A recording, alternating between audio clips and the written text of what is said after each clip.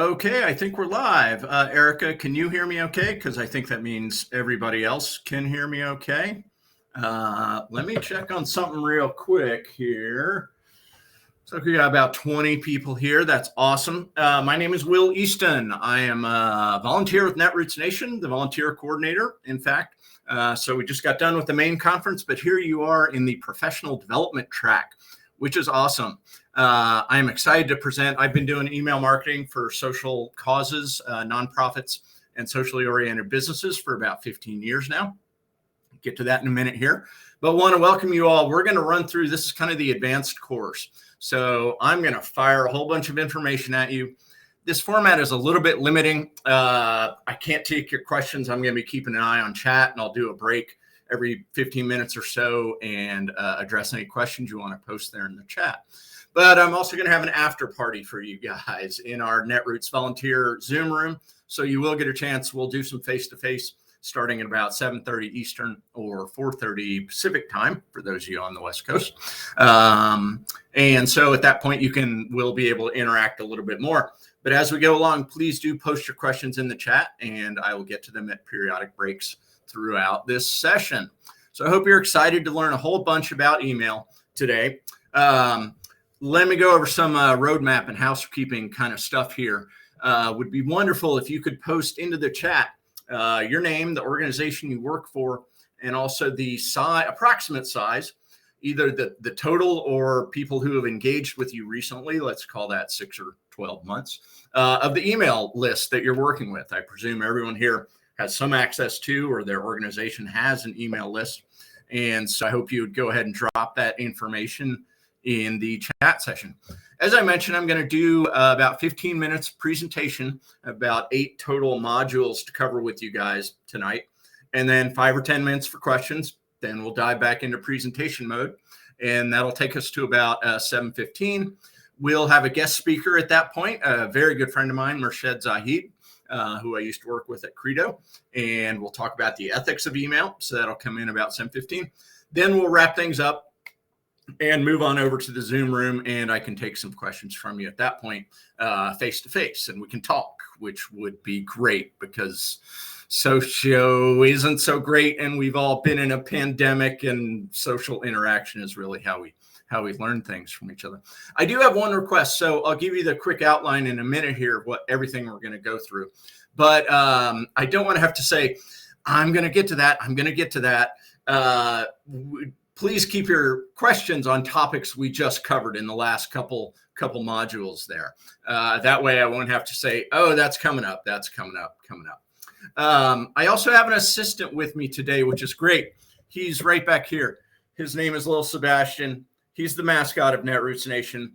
He got to stay with me after Philadelphia, and he's getting a little sick of Columbus, Ohio, where I live. So I hope for our next Netroots, we can all, in fact, be together in person, as long as everybody gets vaccinated, and we can do that in a safe manner.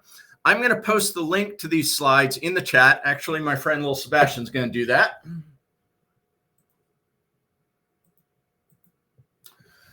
So I think that should show up shortly here. There we go. It's a Google Doc, and I'm sharing this with you all under a Creative Commons license. And that means you are okay to clip, reuse, recycle all this material if you want. However, there are some conditions on that. And I ask you to click on the Creative Commons license to find out about that. Number one is that it is attributed to me. This is my original work, all these slides, pretty much. I also ask that you do not use it for commercial purposes, and that if you then reshare onwards, that it also be under a Creative Commons license with the exact same conditions. So happy to have you spread the word, but do remember the conditions on that stuff. So that pretty much covers it on the roadmap and housekeeping. I would normally tell everybody where the bathrooms are, but we're not in person, presumably. You know where you're. Anyway, so who am I? What have I done? Why am I giving you this presentation? I'm not going to go through all this stuff, but I worked for Credo Mobile, loved it. I worked for Bernie in 2016, loved it. Worked for Next Gen Climate, loved it. Helped out with vote.org in 2016, 2017, loved it. Up until recently, worked for the Mozilla Foundation, international organization based out of San Francisco and Toronto. Loved it. Wonderful people, keeping the web open and free. Now I'm the digital director for fundraising and engagement at People for the American Way. We work on voting rights. We work to fight the right wing. We work to get a fair and impartial judicial branch in place. And just had a bit of a setback today with the Freedom to Vote Act, which we were pushing on. Of course, the Republicans filibustered that, and we're pushing on President Biden to throw away the filibuster for this one. Voting rights. Voting is the most sacred right that we have as Americans. So that's a little bit of what we're up to. Blah, blah, blah. Yada, yada, yada, yada, yada. So here are the big topics. Here are the 8 modules. I'm going to talk about growing your list. That's always the first thing people ask me about. I'm going to talk about some deliverability, how to get your messages into the inbox where they can be read and not the spam folder. I'm going to talk about managing an email program, right? So how do you get emails from these organizations every day, every other day, a couple of weeks, whatever. How do you queue those up and get those approved and checklisted and make sure they're consistent with your brand and your message? Some of the elements of writing a good email and getting it noticed. There's a whole separate Netroots training on that. I'm going to link you to that by a guy named Teehee. I watched it. He's great. He knows exactly what he's talking about. And I'm also going to talk about a couple common streams that you might have, welcome streams and a reactivations program. Talk a little bit about testing. Of course, everyone's testing context will be different. Maybe you have 500 addresses, maybe you have 500,000. All the same, the concepts of testing in email are pretty much the same. And we'll talk about what that looks like for different organizations. We'll talk a little bit about how to segment your list, some common criteria you might use for those. Then I'm going to go into a few advanced topics. I'll probably run through those pretty quickly, but at least you'll have the links, you'll have the slides, and you can sign up for those if they're appropriate for you. And then I'll do a little bit of a future cast and go forward from there where I think the email channel is going to be going in the next few years here. A lot of things stay the same with email marketing, but a lot of things are changing these days. And I want to give you guys a heads up around that stuff. So, all right, let's dive into it. First, let me talk about what I call the 5 rules of make email great, right? It's awesome if you do it right. Just ask that guy. You can probably recognize only the left side of his face. This was actually from 2016, but 2020, pretty much the same as I recall. Pretty much all of that income was driven by email, some social, but by and large, it was email. And it really had helped drive a grassroots funding revolution such that a candidate can, with a good list and a big following, go ahead and raise the money to be a very serious presidential contender. Let me also emphasize the subscriber is always in control. I would be shocked if most of you don't have a whole bunch of spammy, junky, bad emails in your inbox. And we'll get to some reasons on that later. But you as a subscriber, you can control what comes into your box and does not. Now, when you're a fundraiser, an activism manager, managing a big email list for a nonprofit, you need to be cognizant of that, because if you keep doing things in bad ways, your spam clicks will go up and you'll stop getting into the inboxes. So let me also emphasize something that's a personal belief of mine. It's kind of the standards that most of your big email providers are going to say they hold you to and should hold you to. You need permission from people to email them. That's them signing up on a list, on your list, not someone else's. Lots of different ways to do that. You can have a checkbox that says, yes, I agree to receive emails when somebody signs a petition. That's the most common, right? You can explicitly ask them. You can do a double opt-in that asks them to confirm that they intended to subscribe with you. And we'll get to that in just a little bit here too. Deliverability, getting into the inbox. There really aren't any shortcuts, right? There's no, I'm going to call my buddy at Google. He'll get us into the inboxes. You need to reliably send engaging emails that people are opening and clicking on. That's most of these decisions about inbox placement these days are not made by humans. That would be impossible.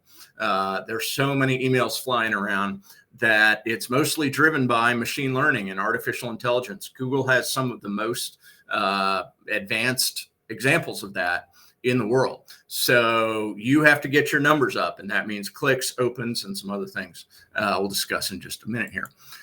Finally, it's your job. You really do need to mind your cadence. And by that, I mean, somebody needs to step outside and say, what does this look like as the average subscriber on my list? What have I gotten from you this week? Is it 19 fundraising emails, 3 a day, with only 2 a day on Saturday and Sunday and nothing else? That's not great. Is it a good mix of a couple activism pushes, a survey? Hey, here's our new white paper on this topic that we know you're interested in, a feedback, and then maybe 1 or 2 fundraisers. That's the best sort of mix. So if you're the one managing the list, this really does need to be something that you watch out for, because no one else in your organization will be doing so, right? They're really going to be, you'll have different departments or whatever who say, I need to send 7 things this week. Slow that roll down. See if you can push some of those out to the following week. So, all righty. So let's talk about the list growth stuff. This is module number 1. We're kicking off here. Everybody wants a bigger list, and I hope folks have seen this meme before. But let's start from the bad to the good. You can buy a list from someone without permissions. That's called spamming. I wouldn't recommend you do it. That shady guy that says, "Hey, I got 1 million email addresses here in the CD. $20. Yeah, you don't want to do that. What happens when you send email to a lot of people who haven't given you permission to send them email is that they'll click the spam button. Now, according to the Can-Spam Act, that only covers commercial emails, but de facto, it works pretty much the same thing for nonprofits, progressive candidates, all candidates in general. So wouldn't recommend you do that. Kind of next on the list, you've probably seen a lot of these multi-organization swaps. So these work as 8 different nonprofits get together. They all send some of their people to, hey, everyone, sign this petition to pass the John Lewis Voting Rights Act. I just participated in one of those very recently, in fact. So organization A is going to put in a total of 10,000 people into that. And then in proportion, new subscribers are parceled back to organization A who were not originally on their list. Yeah, these are, they're not super, but with good follow-up, they can work. And by that, I mean a good welcome stream in place to say, thanks for signing this petition. We are organization A. Here's what we do. We hope you will engage further with us, that kind of stuff. So when the next couple categories here, opt out, this is on, let's say, a petition or a survey, something like that. You can let people uncheck a box or not as to subscribing to your email list. And this is how most organizations really have built their lists, petitions over the years and surveys, things like that. And you can do a pretty good job and build a few thousand at a time. You always want to be asking for social media follow-ups to move the link for your petition out into other channels. Definitely good practice. The next would be an opt-in, right? This makes sure you'll get fewer people this way, unfortunately, but they'll be higher quality. And that means that they'll not unsubscribe so fast. They won't click spam. They're affirmatively interested in what you have to say because that box has been checked. But you could set that box to be pre-checked and maybe they don't notice it. And then, that's kind of an opt-out right there. So finally, the best way to do things, Mozilla, where I used to work, we always did this, and it meant we had a great list and never had to worry about deliverability, is a double opt-in. And what that does is when somebody comes onto your list, an automatic message is triggered that says, hey, great, thanks for signing the petition. One more step. We need you to click on this link to confirm that you would like to receive emails from us. So this has great benefits. Now, again, this means fewer people there. You're going to see a drop off there of about 25, 35% maybe is what we were seeing at Mozilla. But it means you have really high quality names. It also prevents the phenomenon known as subscription bombing, right? So people can write, malicious folks out there on the internet can write little scripts and web robots that come to your petition and just dump names onto it. And they could do that maliciously or whatever. With the double opt-in, you know that none of those people are actually going to get added to your list because those are fake addresses and they won't wind up opting into your list. So another way, a bunch of different ways to help grow your list. Have a Lightbox modal pop-up box on your homepage. That's really the best one, quickest, easiest you can do. You'll notice that every candidate and politician on their campaign page is doing it. Another good one, well, this is more of a management thing of, hey, do you even know what a new subscriber is worth? Generally, that's going to be in the, 50 cents to $2 range. But you can do some basic math, right? How much did you fundraise last year? And how many subscribers do you have?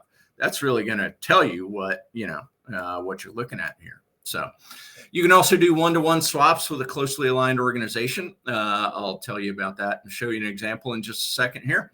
Another good idea, as I mentioned, always have a sharing tool after your petition on your petition confirmation page. That's so that people can put your message out into other channels, be it Facebook, Instagram, Twitter, TikTok, LinkedIn.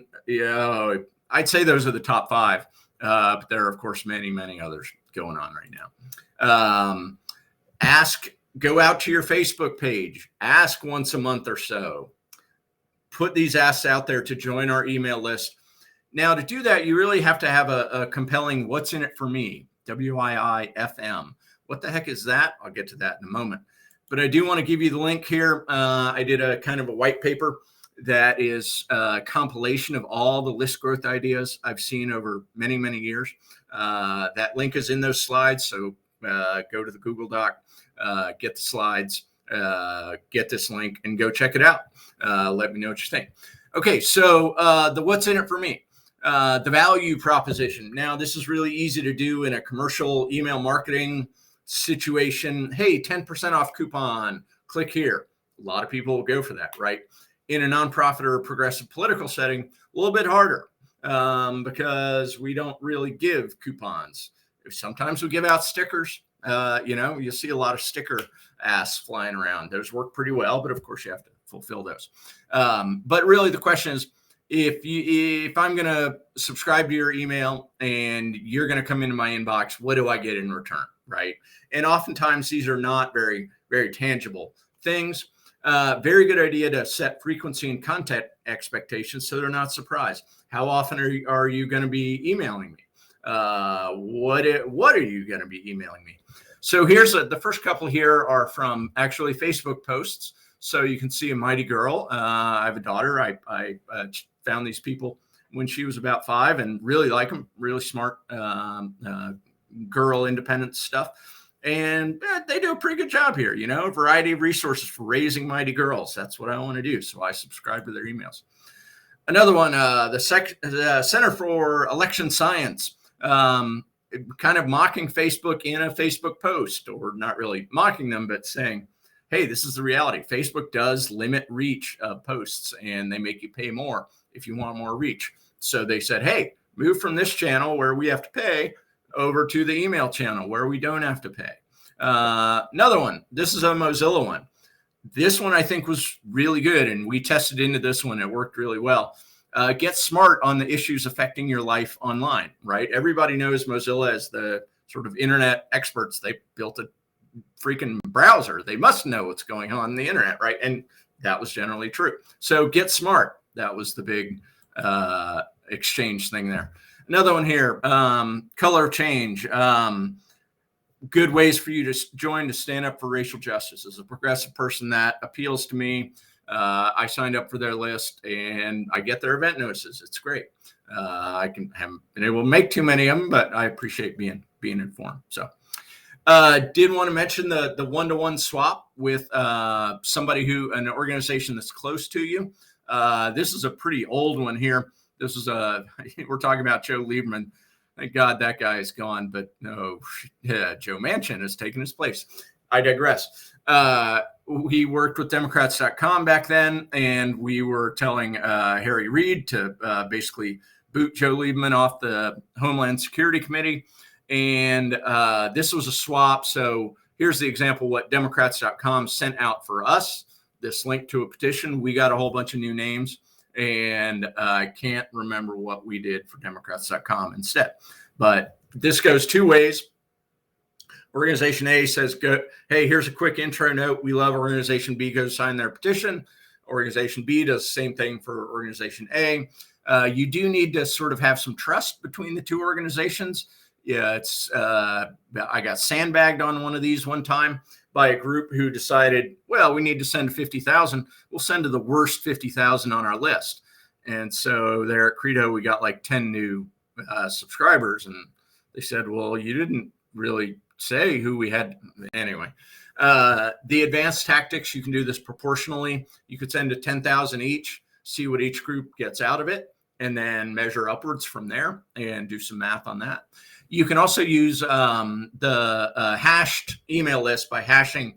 You essentially anonymize an email address, but you would go ahead and hash those so that they're coded, and then knock out or suppress off anybody who's already on your list.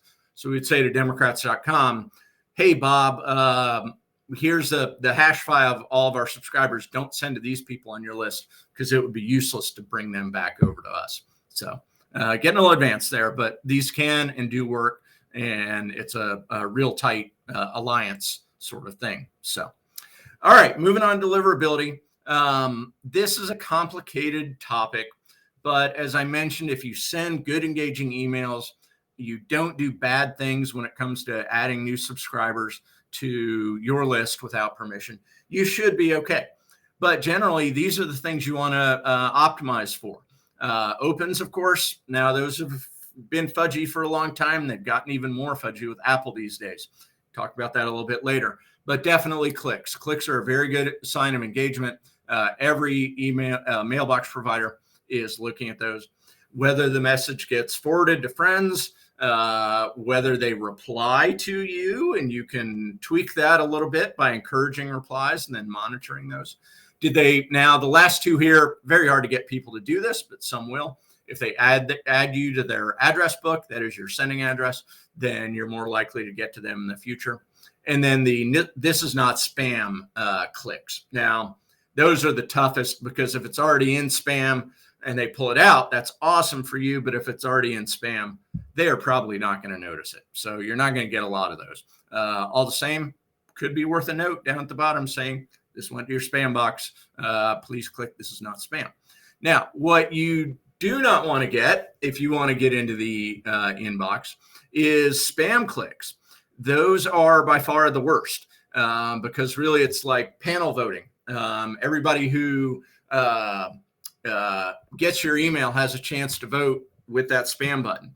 Generally, about 0.2% spam clicks means you're in trouble, and 3 or 0.4% means you're going to the junk box.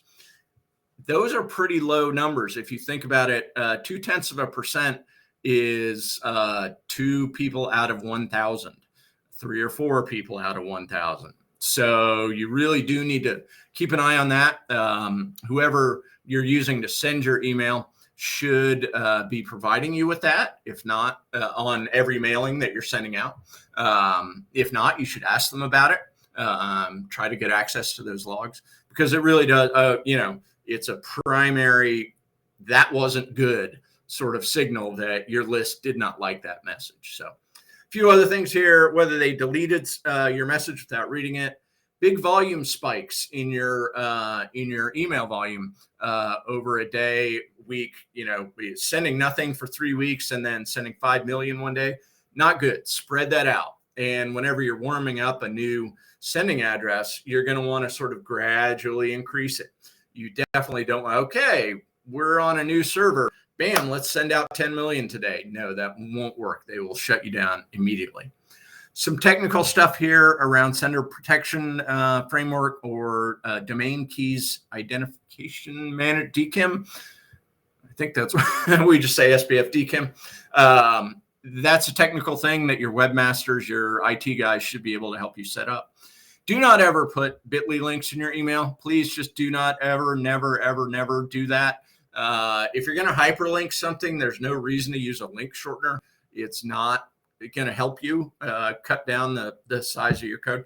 The thing about bit.ly links is that spammers use those to maliciously hide malware. Think about how easy you could rickroll somebody with bit.ly, and then think about how you might do that if your goal isn't to rickroll, but to get them to visit a page where malware is going to be downloaded. So don't ever put those in your email. Overall, inactive subscribers. This is why you want to clean non-responsive people off your list every so often. If Gmail notices that really only 1,000 people out of the million you just sent are chronically engaging with your stuff, that's a very low ratio, and you'll want to start cleaning up your list pretty soon because they will notice that and put you in the spam box. Also, bad list hygiene. There's two. If someone's address bounces and you don't remove it from your list, eventually that's going to get turned into a recycled spam trap. So Hotmail will grab that address that's been abandoned. They will send back a bounce message for 6 months, and then they will stop sending that bounce message and they'll turn it into a recycled spam trap. When you start hitting a lot of those, it gets bad. A pristine spam trap is pretty much the worst thing you can get. Those are addresses that are out on the web somewhere. They are put there specifically so that robots crawling the web for email addresses to put onto that CD that the guy sold you for $20. The robots will pick those up, but this address never subscribes to any list, and thus is not, they know that if this address makes it onto a list, then it was scraped and then sold. And those do that's big demerits right there, pretty much. So, some habits, purging, as I mentioned. The best way to do that from an organizational perspective is, hey, boss, hey, CEO, I need to take 100 people off our list. They haven't clicked or opened or anything for 5 years. And so I'm just taking off the 100 worst people of our list. Then you do that again the next week and again the next week, and you get some buy-in for the fact that you have to knock people off the list. Unfortunately, the C-suite folks, how big is our list? It's not the right question they should be asking, but that educational project is a little bit much for most people to get them to understand engagement levels, right? They don't like complexities. But you do need to establish a precedent that as an email list manager, you have the right and indeed the responsibility to knock people off your list if they haven't done anything with you for 5 years, sorry. The other way, here's a good example. Over on the right, this is a message we have, people for the American way. This is really more of an engagement, but this is, hey, we're gonna kick you off. Another side point I wanted to mention is that to help with your deliverability, getting into the inbox, you don't want to send to your worst people first, because the mailbox providers do take a look at initial responses to messages. And sometimes they will hold 90% of your send until they see what the first 10% is doing with it. A lot of spam clicks, not much engagement. The remaining 90% may go to junk box. They see normal open and click levels, they'll let the rest of it through. So that's a compelling reason to send to your best and most active people first. So quick little graphic from Moosend. You can go find this on the web. It's out there.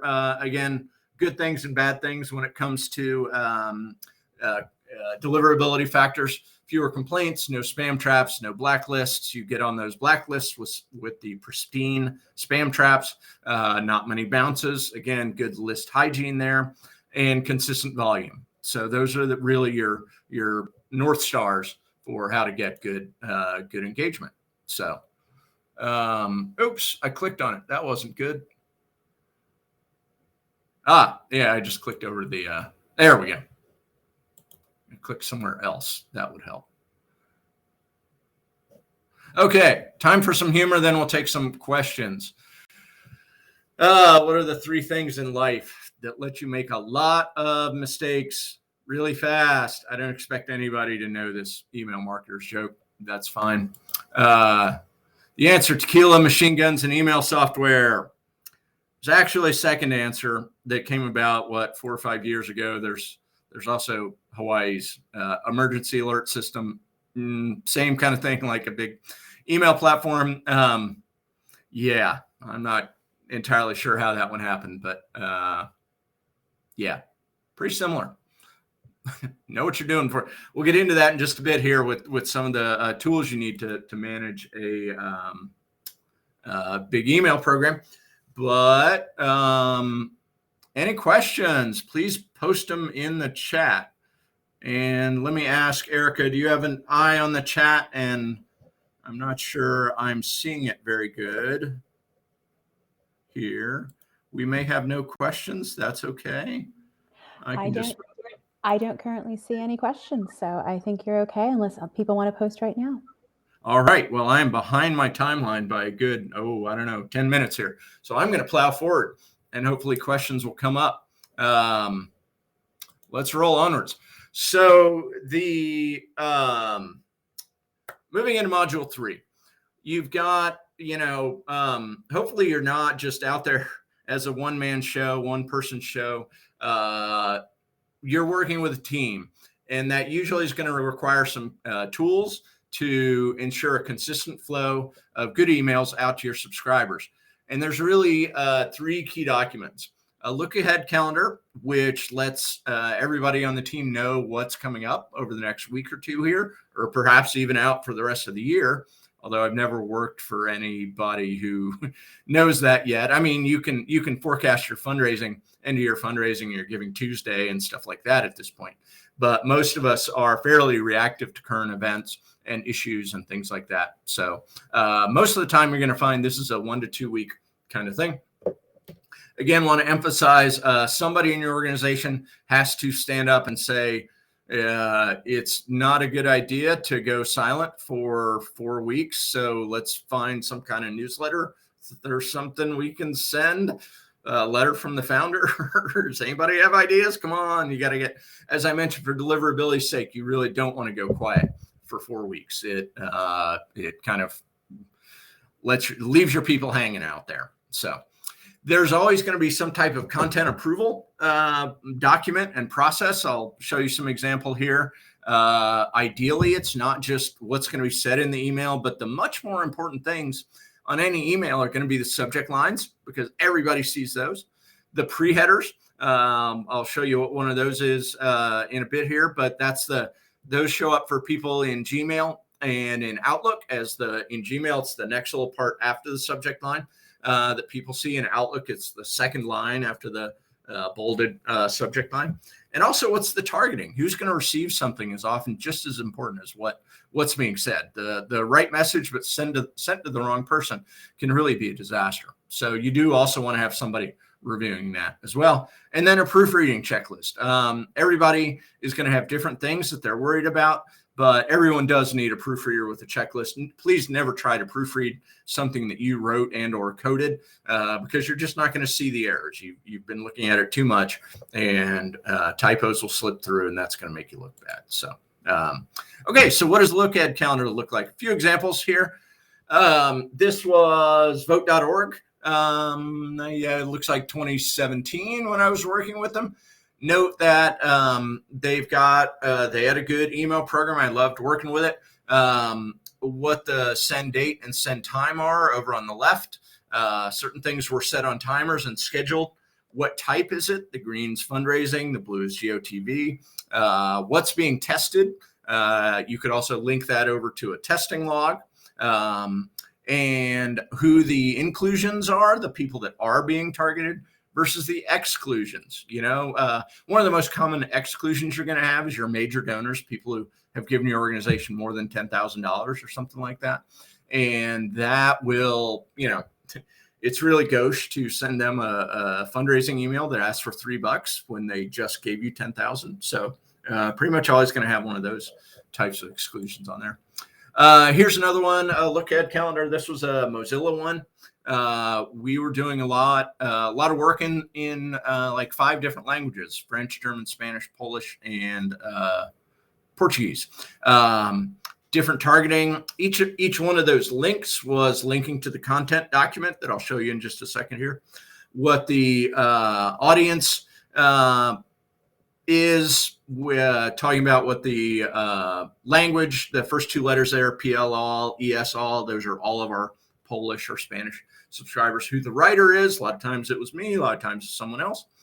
Who's coding and launching, who the proofreader is, and what the status is.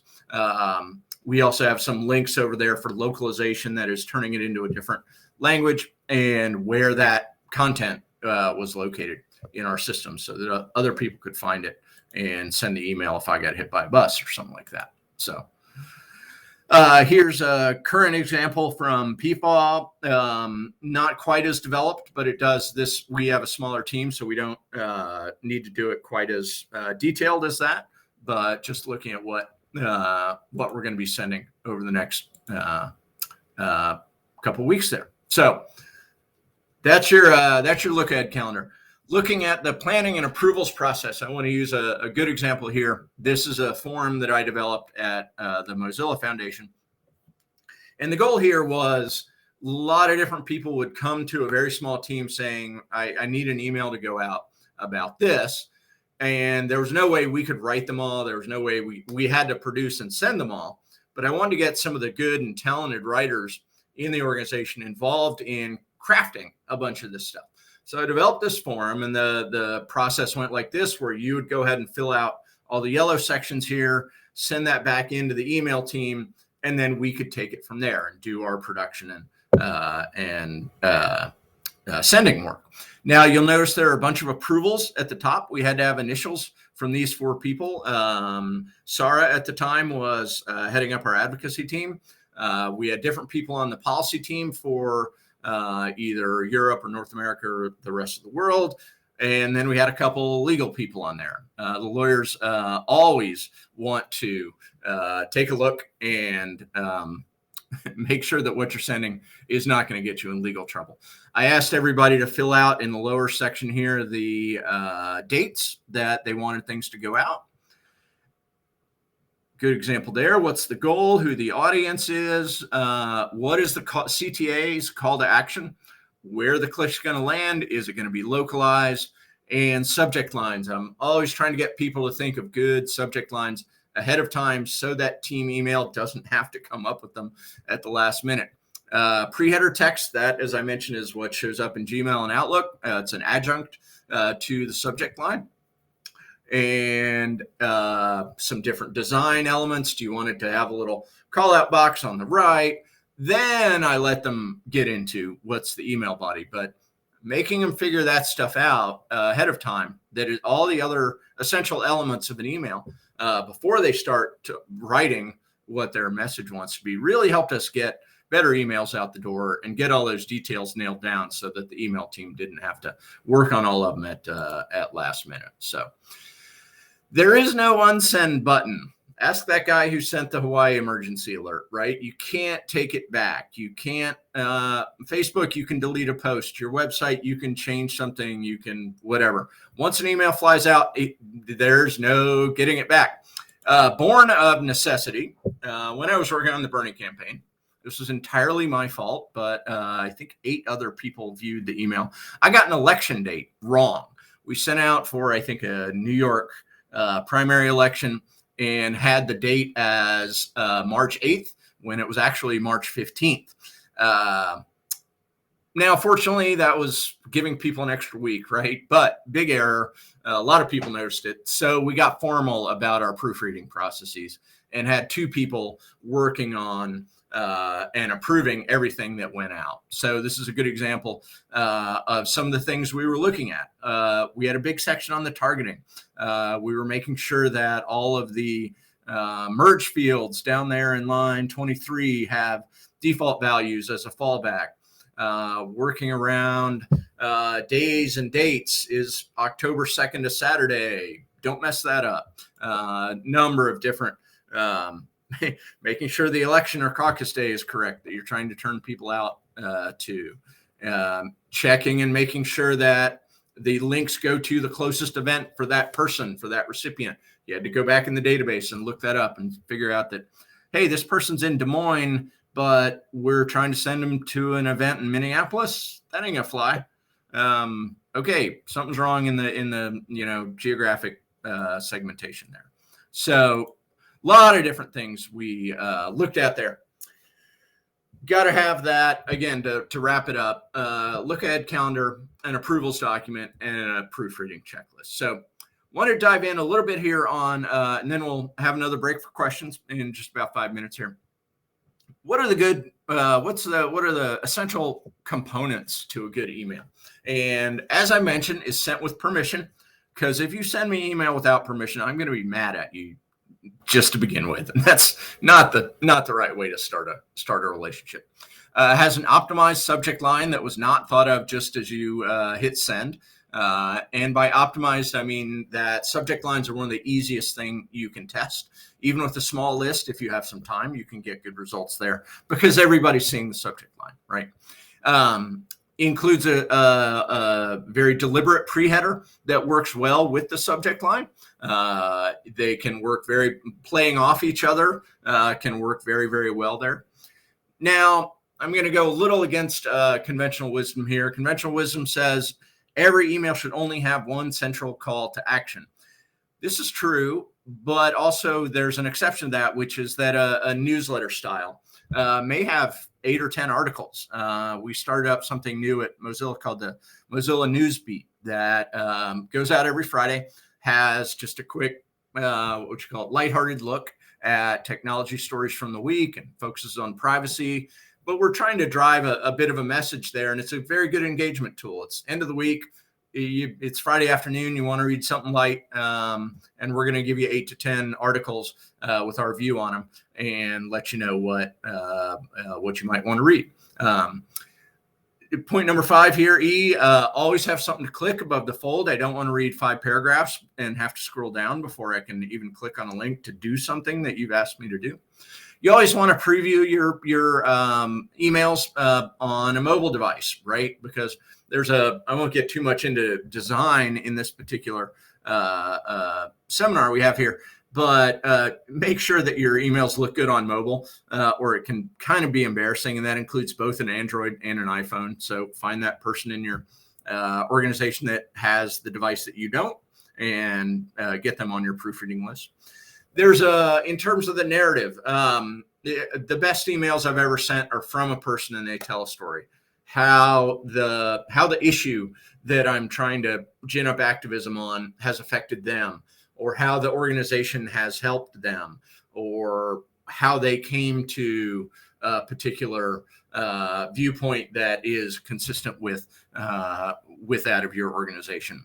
Telling a story, we all learn through stories, right? This is the base psychological thing, and a good story can really resonate with somebody.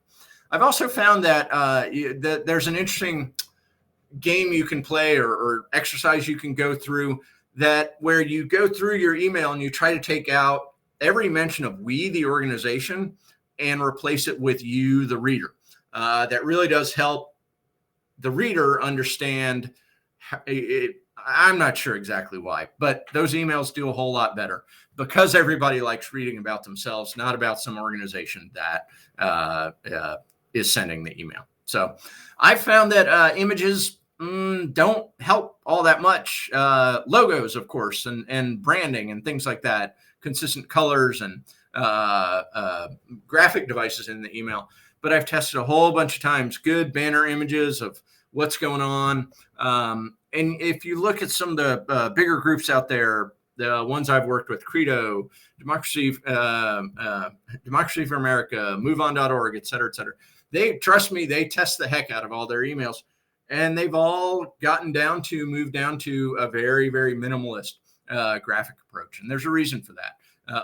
Images do take longer to load in an email, especially if somebody's not on a high-speed connection. And unless they tell an absolutely fantastic story, they may not add to your response rate at all. And finally, there, 750 words, that's not a hard limit, but really at that point, you're sending out a blog post. You shouldn't do that. You should put that on your blog, and you should send out a shorter email that uses some good snippets from the blog post and link to the blog post. You get a lot more clicks that way. People scan emails; they do not read them. So make sure you have short paragraphs. The dreaded wall of text comes into effect there when somebody sees something 5, 6, 7, 8 lines long. Oh, I don't want to read that. That's your email should really be the TLDR paragraphs that are 2, 3 lines long, so that they can be scanned and have some clickable links for people who want to go find out more. There's a previous Netroots session on how to write a good email. It's linked here. You can actually go back in the Netroots app that you're in right now. If you go back to the NN agenda, he was on the second day of the conference, which would be Friday, and he was in the second session. So that would be 2 p.m. So you can find that. He did a great job. Watched his presentation the other day. And for more on how to write a good email, definitely please do go check that out. One more slide here on subject lines. 5 key levers. The subject lines are the most important thing you're putting into your email, because they're what everybody sees, right? So there are 5 different ways here to try to make those work. You can use mystery. So they have to open the email to find out what the answer to that question is that you left out of the subject line itself. Utility, maybe it's a sticker, maybe it's a gift, maybe it's a opportunity to have your donation triple match. That can get abused, but it works.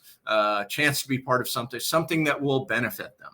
Again, going back to the you, center it on them, and maybe they'll have a higher propensity to open it. The first name personalization stuff doesn't work very well. I mean, everybody does it these days.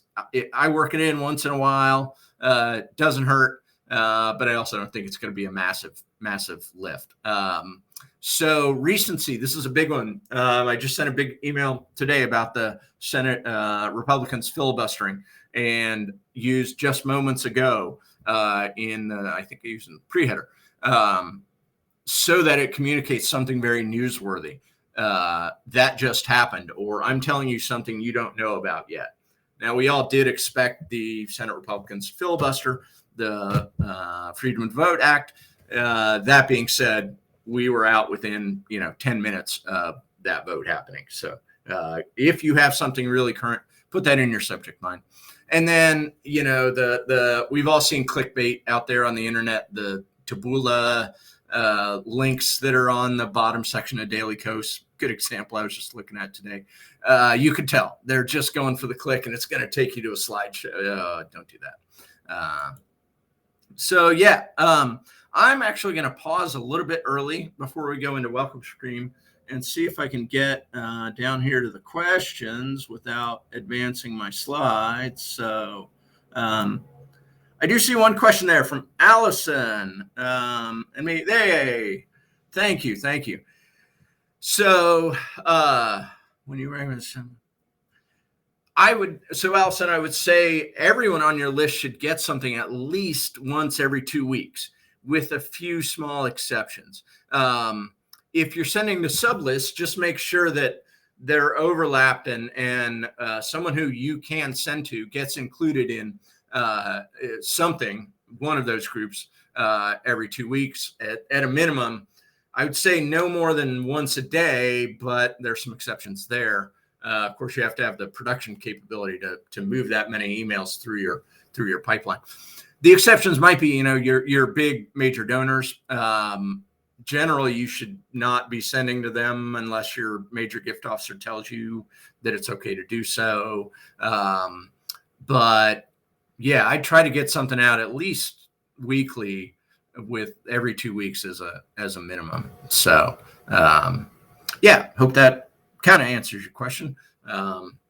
Do please follow up in the chat, and I can add to it later. So Okay, I'm going to talk about a couple streams of content that very often organizations will have. A welcome stream when a new subscriber comes onto your list. I would always recommend having at least a welcome message, right? Because you do need to hit these 3 pros right away while everyone's, they just did the sign up. Make sure that you at least tell them who you are, give them a few opportunities for the next level of engagement. And these can be automated. So obviously you don't want to, oh, hey, Bob signed up, send him an email. Almost every email system has something like this.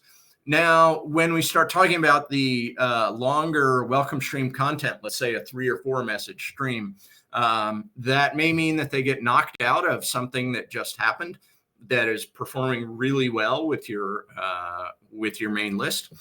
You have to go ahead and make sure that somebody's looking at that at least once a month or so. Set it and forget it is great for rotisserie chicken on the infomercial, but your content can go stale pretty quick sometimes. And so you need to spend some calories and time looking at that. And the longer the email stream goes on, the more they may be reminded that, oh, I'm on another list. I don't really like this content, so I'm going to unsubscribe. So those are the pros and cons. Up to you to sort of implement those or not as you see fit for your organization. So what I want to give you guys a good example of a test we did. This is the So this is Salesforce Marketing Cloud, a big email platform. And we set up a test here. This was the Mozilla Foundation back in 2018, I believe we did this test. And we decided to try a test. Now there's actually over there on the right, I kind of couldn't get it all on one screen. You can see the 4 gray boxes or green boxes top line. Those are emails being sent. There are 2 more of them off to the right versus what's going on in the bottom there is the test. The control, which is just a 1 message welcome. So let me show you what those look like and see if you can predict the winner. So the 1 message welcome, very boring. Well, I don't think it's boring. Actually, some of these links are kind of fun. We have cat gifts is the second link there. But we did link to some stuff, some areas that we work on that were more, privacy and security, net neutrality, things like that.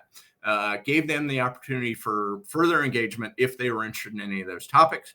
And as I mentioned, it's pretty plain, and actually there's a big dreaded wall of text there in the 4th graph. Probably should have broken that up a little bit. Maybe we could have gone bullet list on that.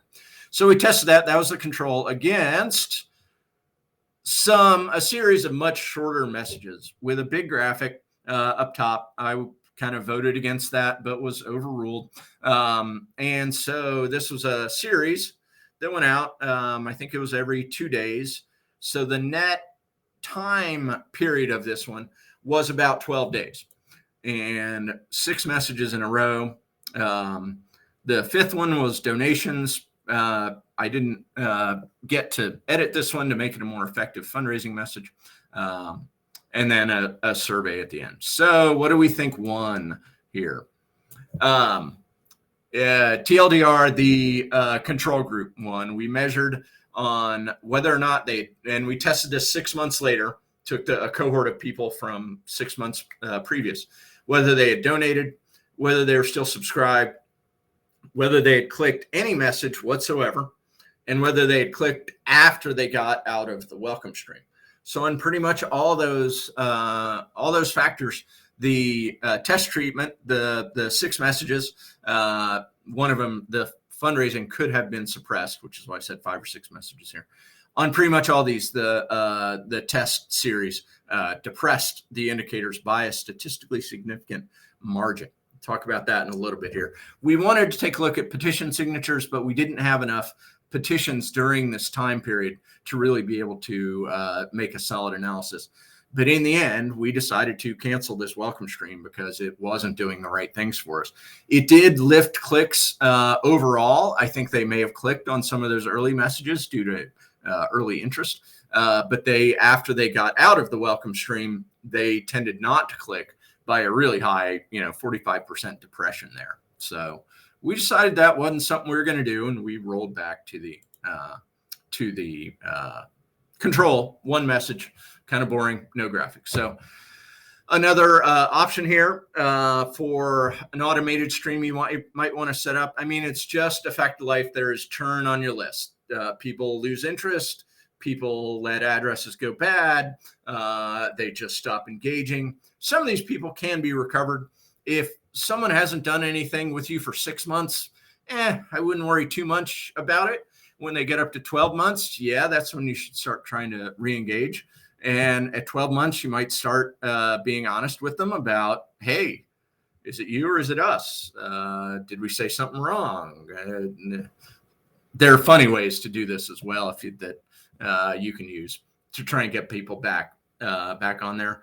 But generally speaking, a lot of organizations are going to, at 13 months of no activity, they're going to unsubscribe you and or delete you or move you off into a parking area of people to be reactivated, right? And there are good messages that can try and do that.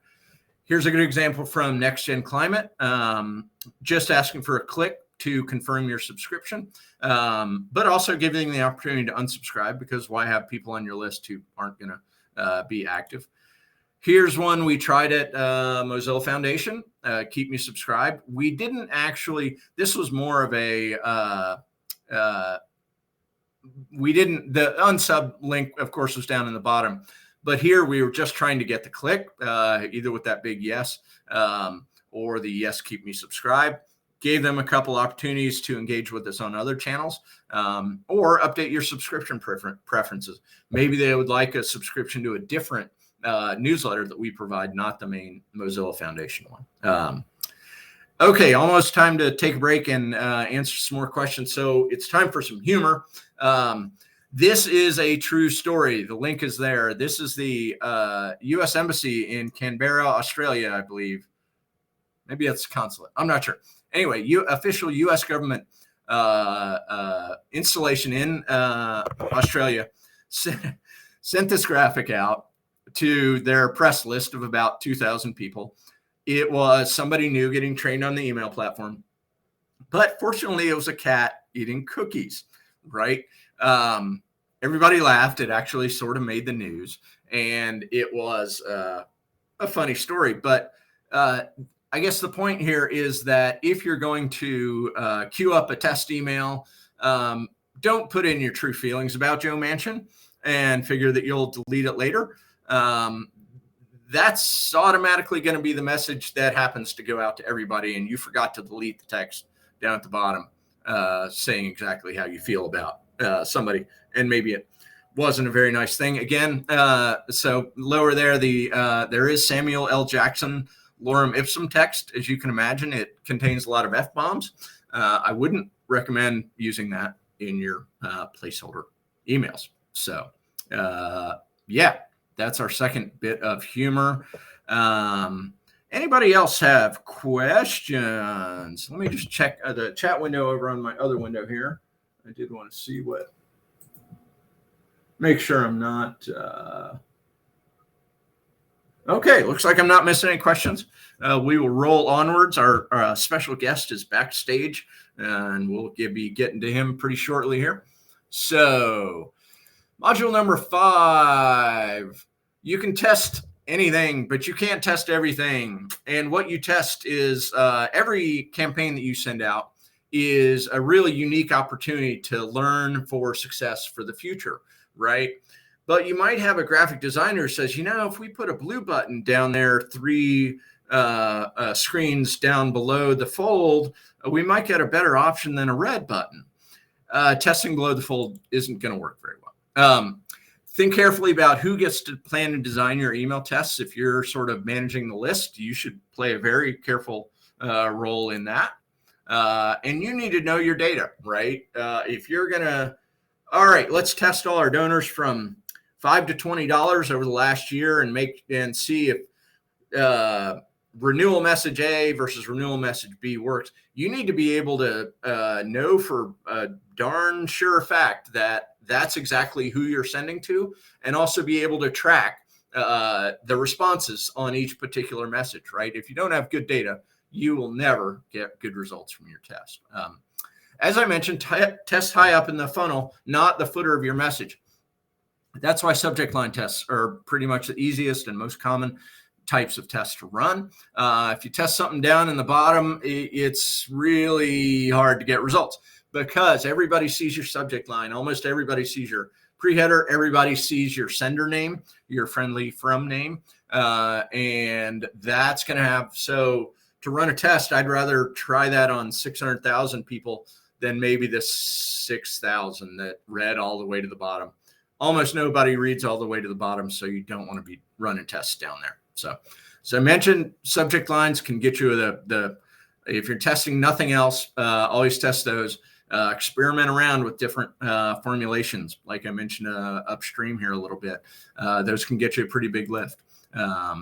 Here's another good link in the slides for you, how to some catchy email subject lines. Always worth trying new things out in that regard. A lot of folks have been trying, as we simplify our email designs down to, logo and a few branding elements and text verbiage, try sending what looks like a personal letter, right? The direct mail, snail mail people do that all the time. There's a reason for that if it looks like a nice personal message from the CEO of your organization, it could outperform the very highly designed one that you spent a ton of time working on.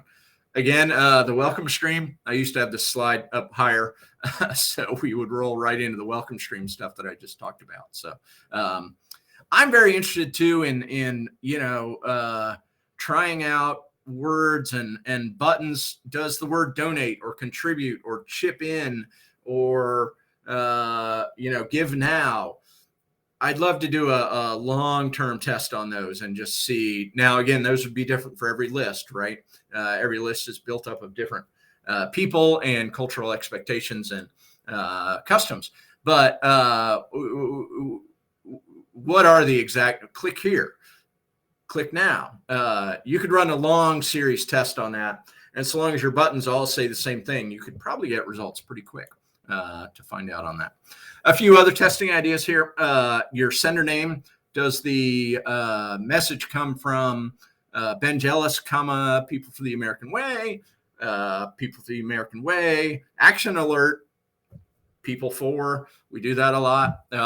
But do not change the actual sending address. That will mess up all the people who whitelisted you and added you to their address books. All of a sudden you won't get through to those people because that sending address is no longer, what you're sending from. So I wouldn't recommend ever changing that. Just stick to what you've used before. Pre-header text, again, just like the subject line, it's the next thing people are going to see. You can test using graphics or no graphics. I bet that no graphics will do just as well. Different templates, how your information is laid out on the page. You can test out, do a full A/B test, 2 completely different messages. Have 2 people write them. Set up a steel cage grudge match. You against your boss. I can write a better message than you can. Sending time of day. The kind of common wisdom here says you want to send during the week when people are generally at their desks and in their inboxes. You don't know oftentimes if someone's used a work address or a personal address, but when someone's at their computer and you pop up, you're going to have better results. With that said, there's a contrarian strategy there, right? If you send out a message on a Sunday, nobody else is sending out on a Sunday. So the inbox is less crowded. Your message might get a better response because you send it out on a Sunday. Experiment around, find out what works best for your list.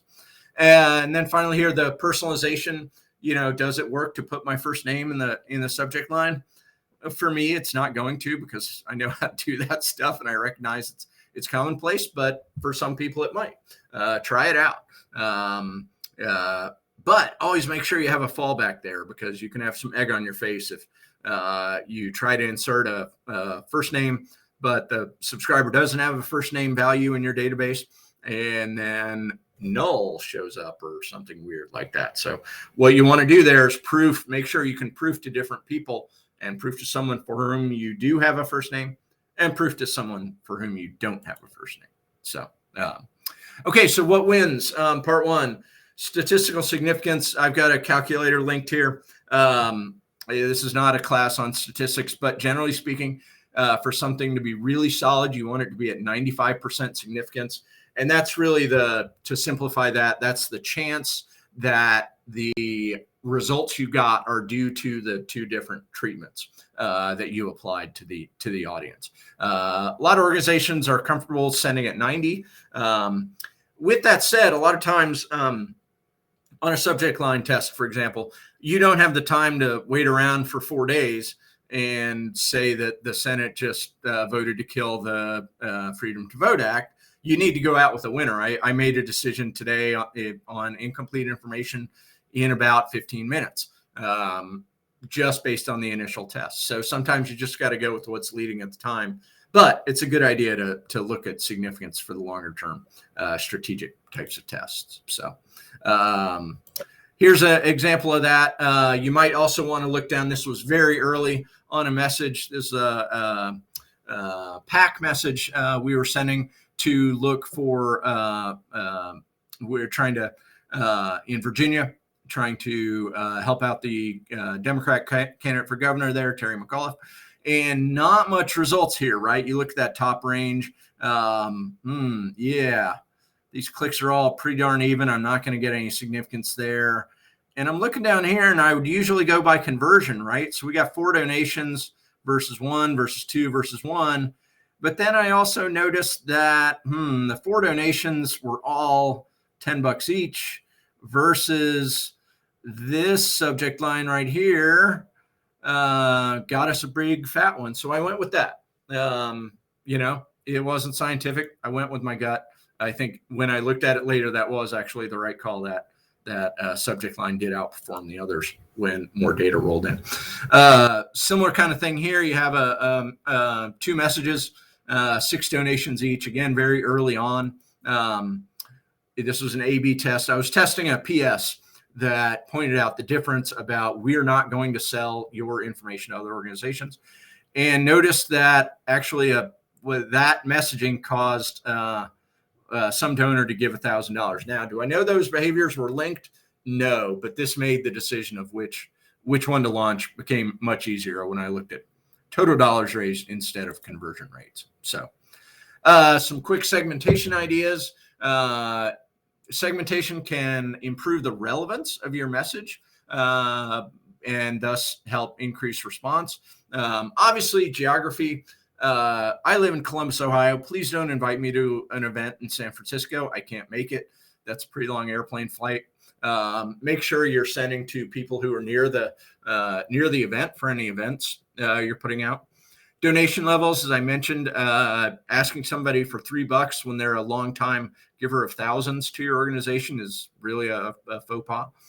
You can often segment your list according to actions they've taken, recency of opens or clicks or petition signs, and consider screening off the very inactive people, as I mentioned, for that reactivation screen.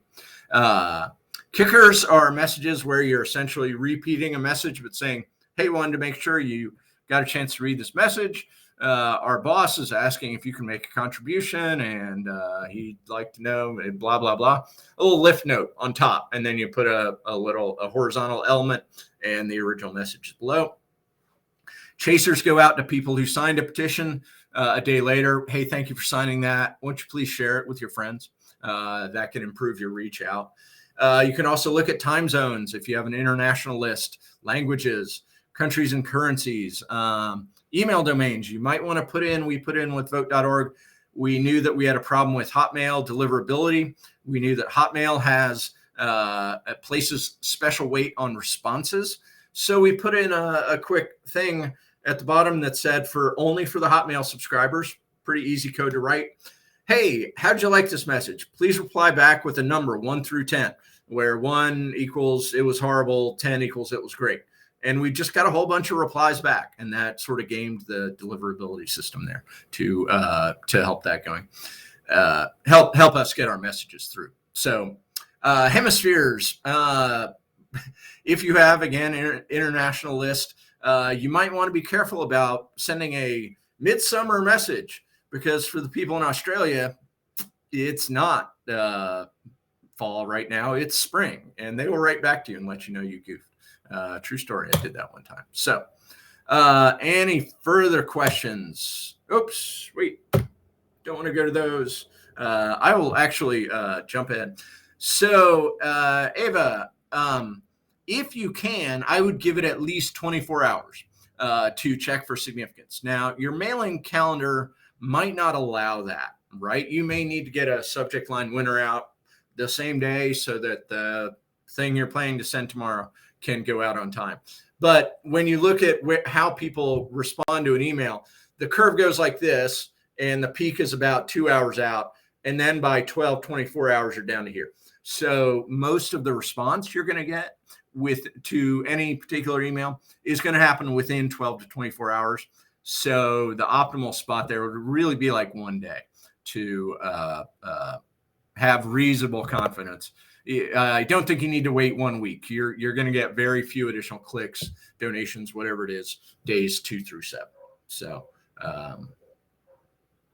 all right. Any other questions? I don't see any other questions. So I'm going to roll on, and we're right on time for our special guest in about 4 minutes here. I'm going to give you some advanced tools. Looking at the list of folks here, not many people have very big lists. So some of these may be overkill, but I want you to know that they're in there. Postmaster Tools, this is a system where you sign up with Google, Outlook, or Yahoo. Yahoo and Verizon are now basically same thing in terms of email deliverability. And you sign up with their program, put some code on your site so they know that it's you, and then they will let you know what they're seeing from their recipients in terms of spam complaints, what your reputation is, things like that. There are sort of public-facing deliverability tools you can use. Return Path, which is actually now called Everest from Validity, is the gold standard on all these. They're not cheap, but if you're running a big program, that's something you really should look into. What these services do is they have seed addresses. So you add 700 addresses to every campaign you send out. They're looking at those and seeing where Yahoo put your mail, where Outlook put your mail, where all the other ESPs. So the one service that they do provide, Sender Score, you can go take a look at that. That will let you have to give them your name and email, but they'll let you look at the reputation of any domain that you're working with. Mail Monitor, Inbox Monster do very much the same thing. They're lower cost alternatives to Return Path. I am going to breeze through real quick how I did this one time as a DIY solution with an organization that wouldn't hire any of those services. But I went ahead and used real life data and set that up, took all the addresses I sent to and all the ones that had opened, played around with them to get just the domains. I did pivot tables to count those opens and clicks, and then kind of matched them up. So what this looked like was, okay, here's how we find the domains on any particular message that was sent. It's just a formula up there in Excel, looking for the @ symbol and grabbing everything to the right of it. Match that all up. And hey, okay, everything looks pretty consistent here, right? Yahoo, Gmail. In these types of data, well, actually, that's not true anymore. Used to be that you would see massive opens for all of the Apple-based domains, iCloud, me.com, what's the other one? Mac.com. Apple's gone and done a whole different thing with open data these days that makes open data worth even less than it used to be. So that's all very much in flux right now. And is the topic of many discussions, and not many people know how it's really going to affect their lists, but everyone's trying to figure it out at this point. I did this one time, and if you look at this was with vote.org. This is when I discovered that we had an issue. And what you're doing here is you're looking for anomalies, right? And there's one particular domain here that we had some real problems with. You can see the third row down and about the 10th one down, Hotmail and Outlook.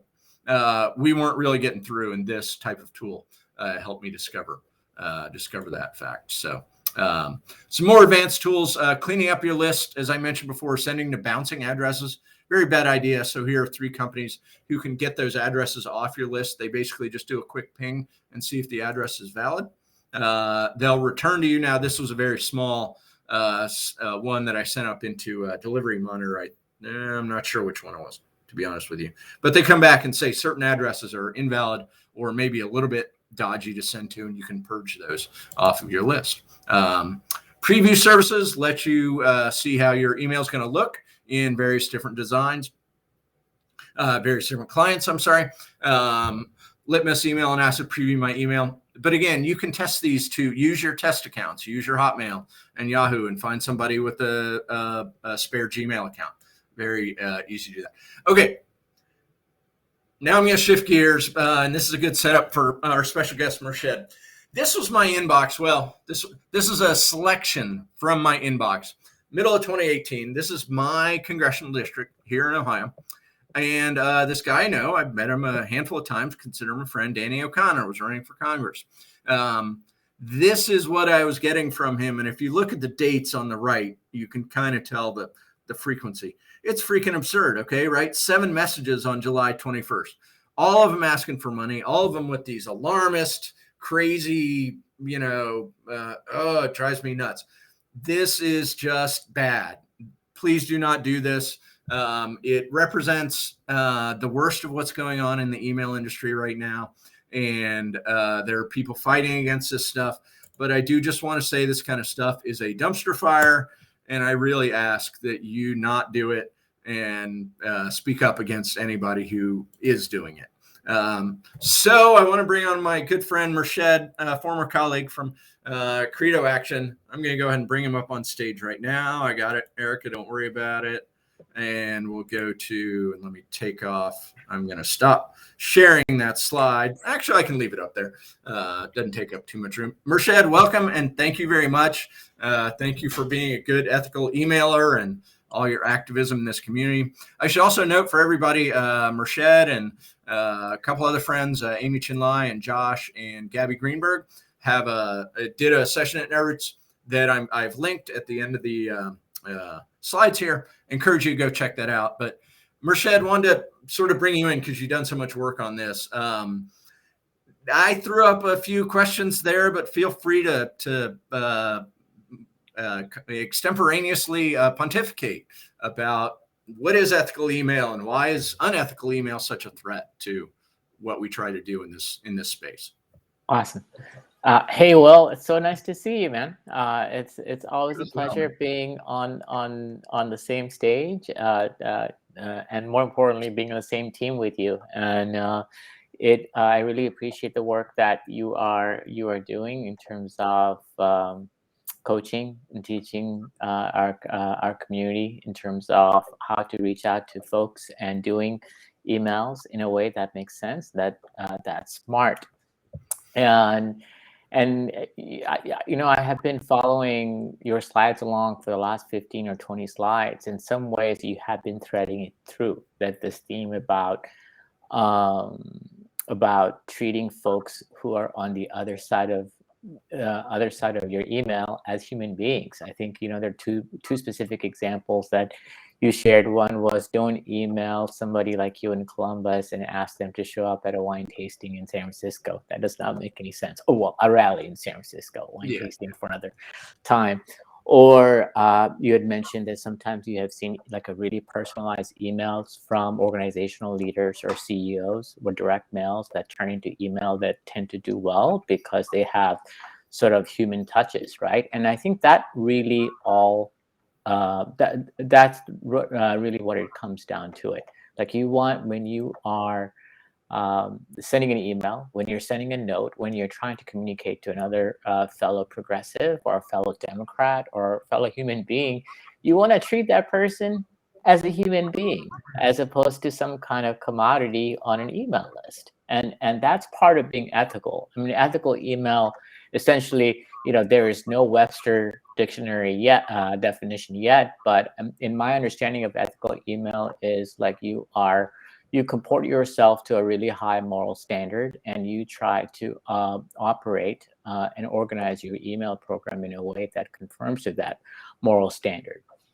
And that kind of goes to the core about what being a progressive is, in my opinion, right? In many ways, when we talk about this community, it's the Netroots Nation community that we're part of that started was sort of the rise of the progressive online activism, right? That started circa 03, 04. And one of our superpowers have always been about speaking the truth. One of the reasons why email it experienced explosive growth circa 02, 03, 03, 04, because this is where we were looking to get information that were fact-based, that were reality-based, and that treated us with respect, as opposed to propaganda and lies that we were hearing through a lot of the traditional corporate media, corporate networks. And I think that's what it comes down to. That's why this became such a powerful medium. And that's where this community formed. And that's why I think it's really important that we sort of cherish this medium, harness it, and try to sustain and develop it.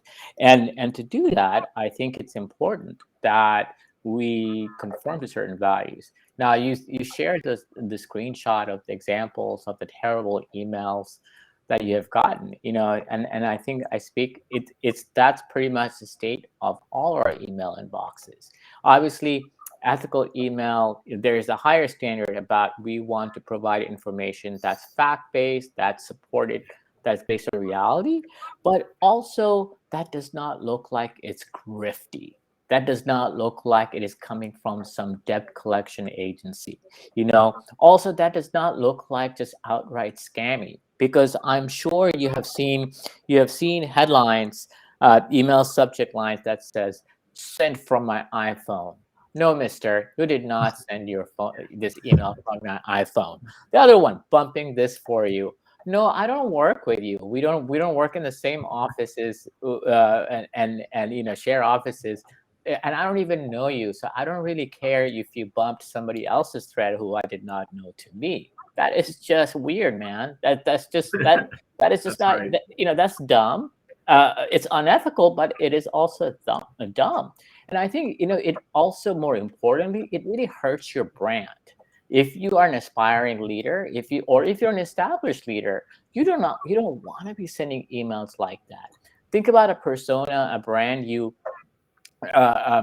build when you go to a press conference and you talk to Hill reporters and you lay out your positions on tough legislative issues. Then you either go on CNN or MSNBC or BBC or what other channel. Don't go to Fox News and demean yourself, but that's another story. But you go somewhere and you are fighting the good fight, and you build yourselves as a strong leader. And then 4 hours later, your email firms sends an email, "Rashed, I'm on my knees. I am begging you." Let me give you the example. The Speaker Pelosi, who I admire and respect deeply, she wrangles cats like nobody else, sends out, well, she didn't send it, her consultants did, problem with Act Blue. Yeah. And the problem was there wasn't enough money in the Act Blue. And I face-bombed. It's and I think that's tough. The other thing is that it creates a sense of disillusion, but it's also deceptive. You have reporters like Shane Goldemacher from New York Times that have done recent reports where certain firms have been sending out emails that older folks who depend on email have been falling victims to. Obviously, the Trump campaign and the Republicans have absolutely no shame, and they are out to scam and deceive. Well, reportedly, I want to use that word. They reportedly have been scamming and deceiving their supporters. But it breaks my heart to see progressives and Democrats engage in those tactics, and that's really what I wanted to sort of get across. And I really appreciate you and others sort of setting up this email trainings and advocacy in a way that you're weaving it throughout your presentation, not just this particular segment, but how important it is that we treat each other as human beings. Right. Thank you, and obviously I agree, and thank you for that perspective. And I think we, practitioners who do it right, will eventually prevail. But did want to raise one final question with you, which is, how do we, what do you think the ways forward are? I know you and Josh and I have discussed this some, but how do we keep the bad actors from poisoning this channel that works so well when you do it right? Yeah, I mean, I think individually there's one thing you can do. I feel like when I saw, you might have even mentioned it earlier in your presentation, is when you see an email that clearly you did not sign up for, that a list that you have no interest being on, a list that you think is just being untruthful, you can, I know at least Gmail, and I think Yahoo does too. I have, those are the two accounts I have. They give you the option to unsubscribe and indicate it as spam. That's the least, that's the first thing you can do. There are other options that you can take. Two is, if you are pretty engaged online, or even if you're not engaged online, you have a Twitter account or a Facebook account, it's worth calling out calling out the campaign directly, or if it's elected, that elected either official and campaign account directly, sharing a screenshot of the email is like, why are you sending this email that's obviously not true? And if you do that, and if you share that with certain reporters, whether from your district or your state who follows those politicians, they will take note. Reporters are more than ever are starting to take note. So that's a good way.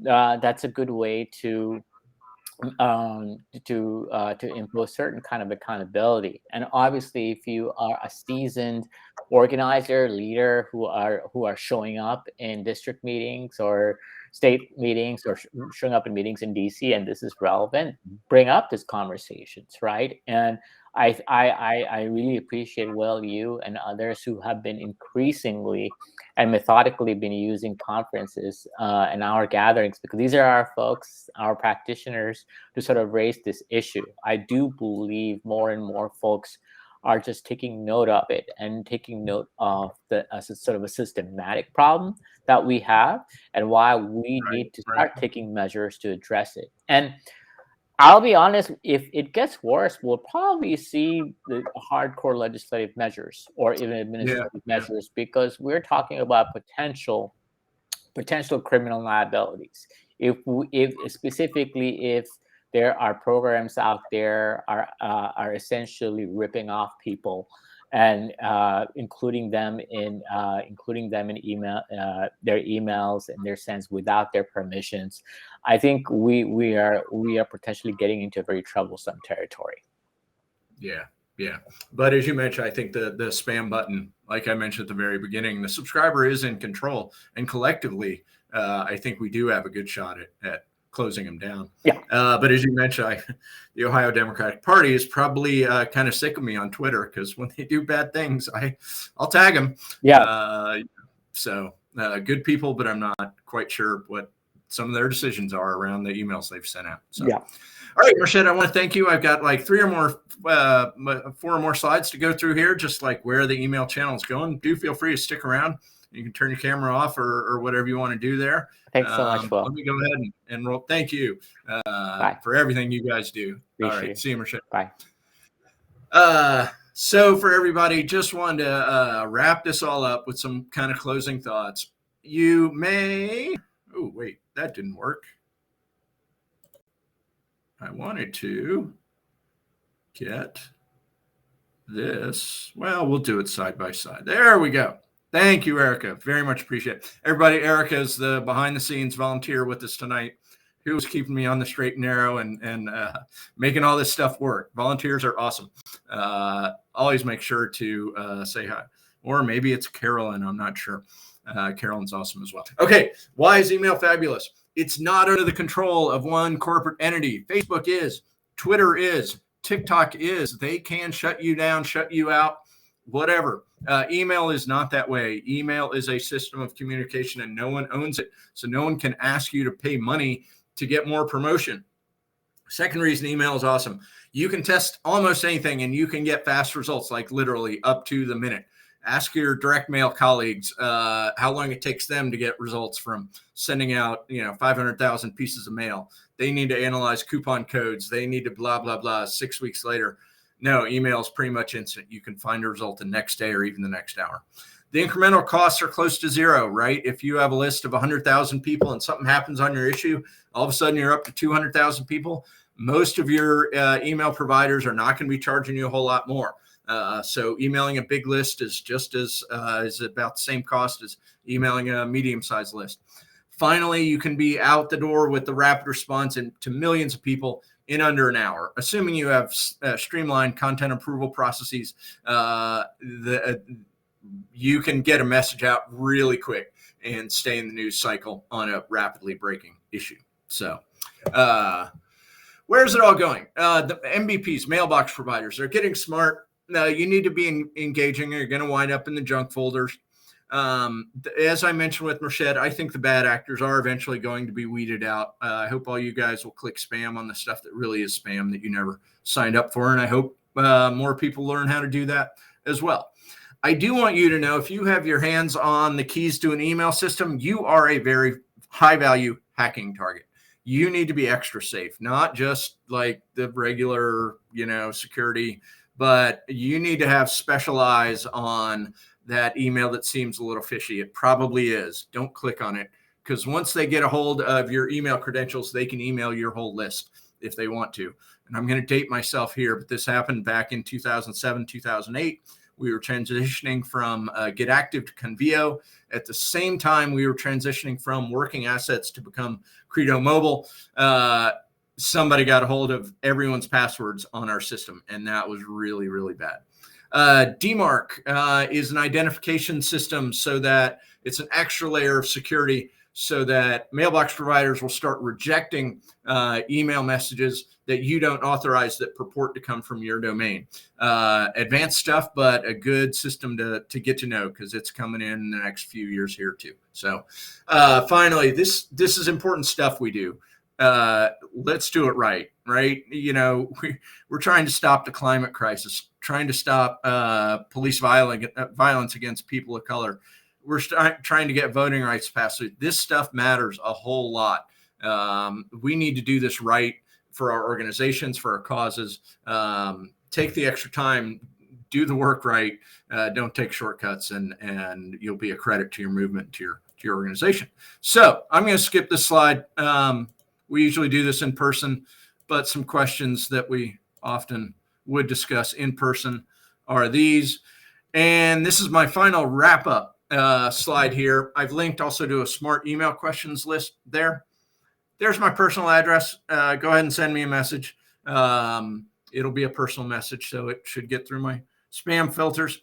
I am going to, as I mentioned at the start, I'm going to get on the Zoom. There's the link right there. Do give me about 90 seconds. We probably all need a bio break real quick here, but I will be hanging out there till about 8 Eastern, my time, or 5 Pacific. And as I promised, the links to Tihi's How to Write a Good Email Blast, and Merced and Josh and Gabby and Amy's discussion about treating your email community with respect. There's the link to that one. That's available. Obviously, you're here, you're registered for Netroots Nation. Thus, those recordings should be available to you as well. So that about wraps it up. I will see any and all of you in the Zoom room linked there. Leave it up there for just a moment. I can also post it to chat, I think. Give me a sec here to.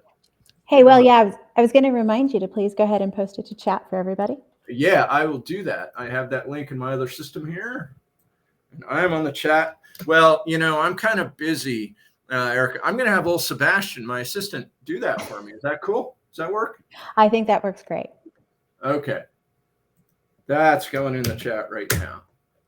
And so I just want go ahead and pop over there if you want to discuss anything with me in person in a more interactive format than this socio thing can provide for us right now. Rate this session. I'm not sure exactly how to do that, but I think when it closes, you get the opportunity to rate it, and I would appreciate a good rating. I'm not a Lyft driver. I am a volunteer, but all the same, your input is very valuable, to Netroots staff as they plan out next year and what sessions generate more interest. So that pretty much wraps it up. We're going to close it on down, and I'll see you in the Zoom room in about a minute and a half here. Thanks, everybody. Appreciate it having you here.